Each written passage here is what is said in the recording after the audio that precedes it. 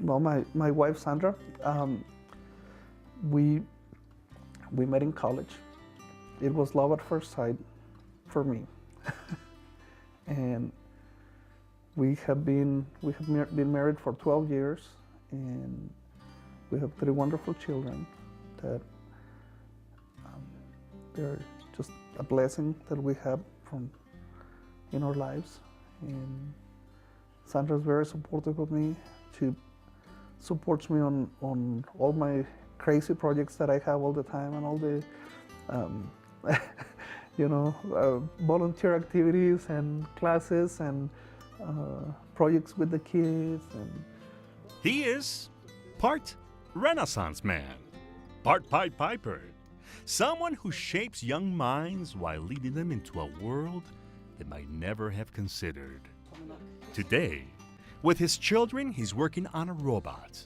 While the design is fun for everyone, to Alex Vazquez, it is a teaching tool, and teaching is what he does best.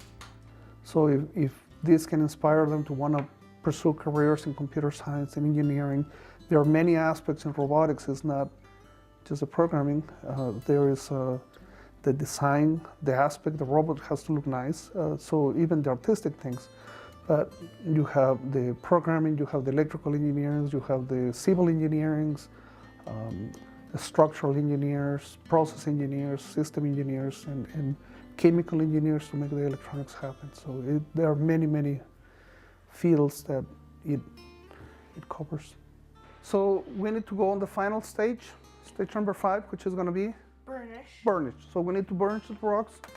So here are a couple of examples of the rocks. I think this is my dad's favorite. Like softening the hard edges of a jagged rock, Vazquez has found ways to do the same with the hard sciences. And he uses any tool he can find to touch and inspire a young and fertile mind. Like using music to explain math, or using toys to demonstrate a concept.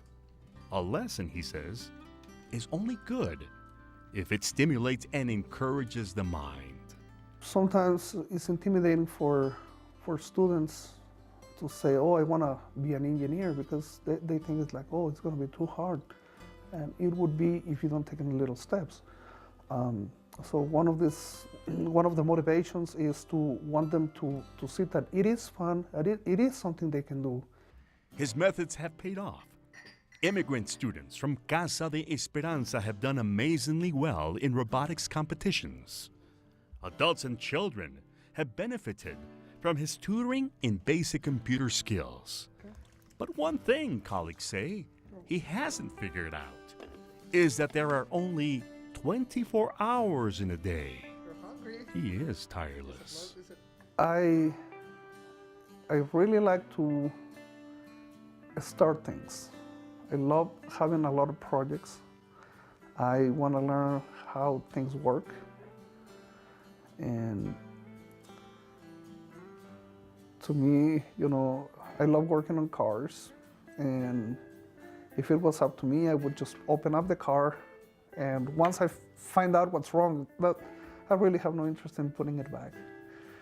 Same with electronics. And if it wasn't because people want to have their cars back, I'm like, oh, this is a problem, but that's as far as I'm really interested in. His full-time job is IT architect and engineer at IBM. But it's more a vocation than work. He has found a way to make a living making the impractical useful, and, best of all, sharing everything with young minds that will take what he teaches them today and create things we've never imagined. If they can get inspired to not be afraid to want to pursue a career in mathematics and engineering or science, that's really where I'd say successful.